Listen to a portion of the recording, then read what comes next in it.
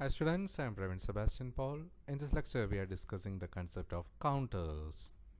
A special type of sequential circuit used to count the pulse is known as a counter, or a collection of flip-flop where the clock signal is applied is known as counters. The counter is one of the widest application of the flip-flop. Based upon the clock pulse, the output of the counter contains a predefined state. The number of the pulse can be counted using the output of the counter. And we can see there are two types of counters. They are asynchronous counters and synchronous counters. And now we are discussing the asynchronous counter or ripple counter. The asynchronous counter is also known as a ripple counter, and the diagram shows a 2-bit asynchronous counter in which we used two T flip-flops.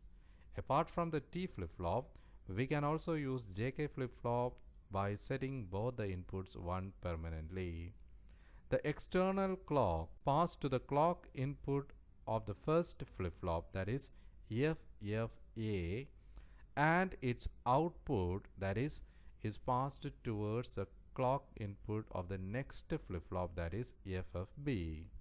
The operation of the circuit is as follows.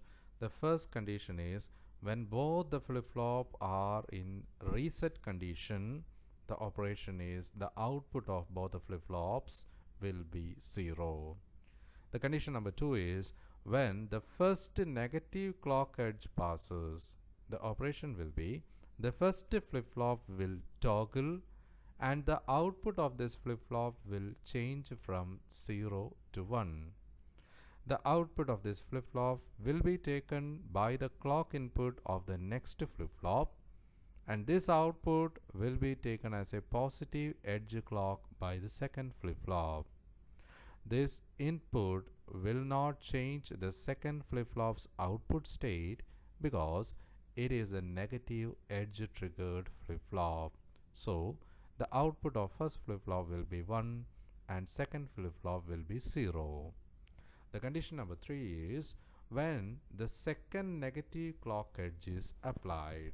Here, the first flip-flop will toggle again and the output of this flip-flop will change from 1 to 0. This output will be taken as a negative edge clock by the second flip-flop, and thus the input will change the second flip-flop's output state because it is a negative edge triggered flip-flop, and QA, that is output of first flip-flop, will be 0 and output of second flip-flop will be 1. When it comes to the fourth condition, when the third negative clock edge is applied, the first flip-flop will toggle again and the output of this flip-flop will change from 0 to 1. This output will be taken as a positive edge clock by the second flip-flop, and this input will not change the second flip-flop's output state because it is a negative edge triggered flip-flop.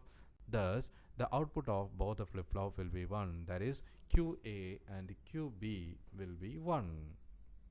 When the fourth negative edge trigger is applied, the first flip-flop will toggle again and the output of this flip-flop will change from 1 to 0, and this output will be taken as a negative edge clock by the second flip-flop, and the input will change the output state of the second flip-flop, and thus both the flip-flop will result in an output of 0.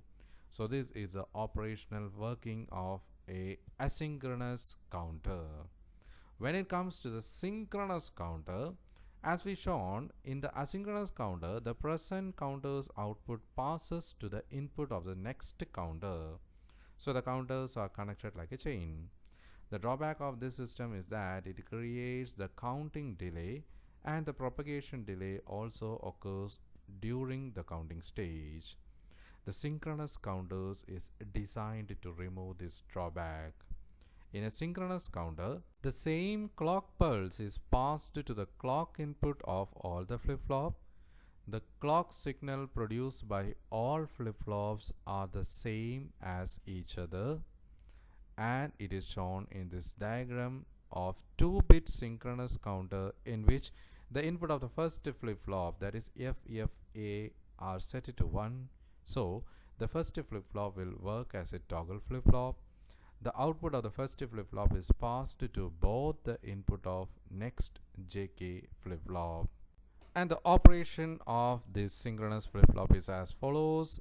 In the first condition, when both the flip-flops are in reset condition, the output of both the flip-flops, that is QA and QB, will be 0. The second condition is when the first negative clock edge passes, the first flip-flop will be toggled and the output of the flip-flop will be changed from 0 to 1. When the first negative clock edge is passed, the output of the first flip-flop will be 0. The clock input of the first flip-flop and both of its input will set to 0. In this way, the state of the second flip-flop will remain the same. That is, QA is equal to 1 and QB is equal to 0. When it comes to the second condition, that is, the second negative clock edge is passed, the first flip-flop will be toggled again and the output of this flip-flop will be changed from 1 to 0. When the second negative clock edge is passed, the output of the first flip-flop will be 1. The clock input of the first flip-flop and both of the input will set to 1. In this way, the state of the second flip-flop will change from 0 to 1. So, QA is equal to 0 and QB is equal to 1. Now, when it comes to the condition number 2, that is when the third negative clock edge passes, the first flip-flop will toggle from 0 to 1, but at this instance, both of the input and clock input set to 0. Hence, the output will remain 0. That is, QA will be 1 and QB will also be 1. When the fourth negative clock edge passes, the first flip-flop will toggle from 1 to 0.